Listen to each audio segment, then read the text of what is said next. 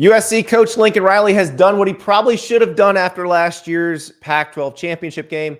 He has fired defensive coordinator Alex Grinch, a relationship that spanned Oklahoma and USC, but never really produced any good defenses outside of 2020, is over.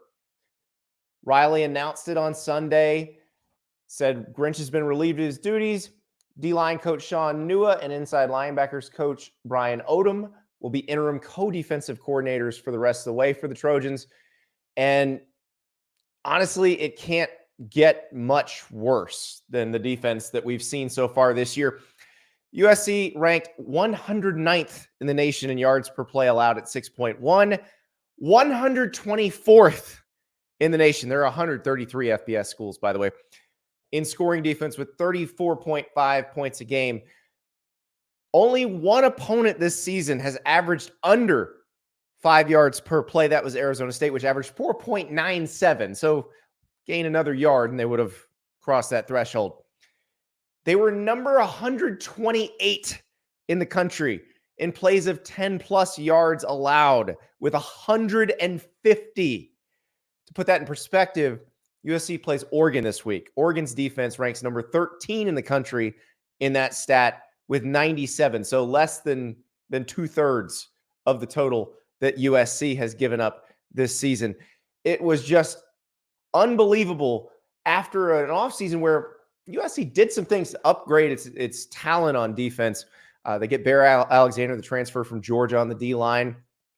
Get some freshmen in there who could be pretty good.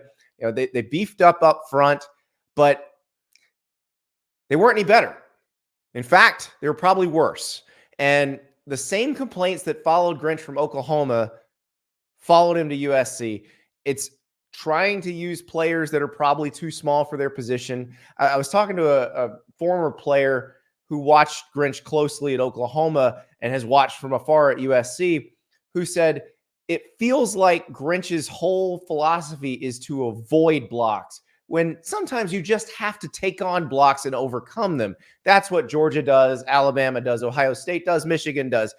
They try to just bulldoze you at times. USC never did that. USC also had a pretty complicated scheme with some young players, and that led to a lot of players being out of position.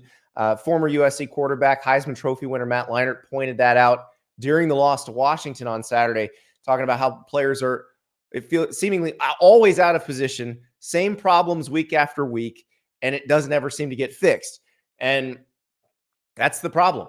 Now, Lincoln Riley was told by people around him that Alex Grinch and he needed to part ways after last season, not just for Riley's sake, but for Grinch's sake, because Grinch at one time was a hot name as a defensive coordinator. He did a really good job at Washington State, working opposite Mike Leach. And if you know the history of Mike Leach in the air raid, there weren't a lot of defensive coordinators who could have a scheme that seemed to mesh well with the air raid. Lincoln Riley, obviously a Mike Leach disciple. Remember, Grinch went to Ohio State. He was going to be Ohio State's DC. Instead, he wound up being co-DC with Greg Schiano. Because Greg Schiano got the Tennessee job, Tennessee fans revolted. Then he didn't have the Tennessee job, and so he wound up staying at Ohio State. They had a weird co-DC relationship. That defense was not very good at Ohio State. And then Grinch goes to Oklahoma. The fool's gold was the 2020 season, which, as we learn, not much of that season really should count for anything in terms of trying to establish a pattern, because they were better. They were much better, especially at the end of that season. They went and destroyed Florida in the Cotton Bowl. It looked like they were turning a corner defensively.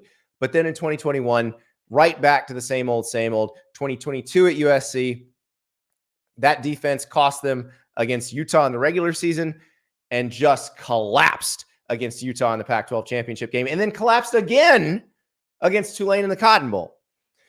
So at this point, USC has now wasted 2 years with Caleb Williams, a Heisman Trophy winning season last year, where had the defense played even halfway decent against Utah in the Pac-12 championship game, USC probably would have made the college football playoff, would have won a conference title. This year, even an adequate defense would have USC still in the mix probably for a Pac-12 title. But you saw a shootout against Washington where they just couldn't compete. Now they're going to go play Oregon, a team that actually does play very good defense most of the time, but also has a very explosive offense.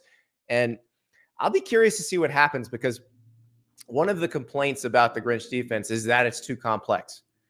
USC still has really good players. They have very good athletes. Is there a chance that these guys could simplify the defense, just play something somewhat vanilla, and get better results? Will it be enough to beat Oregon? I don't know. I doubt it.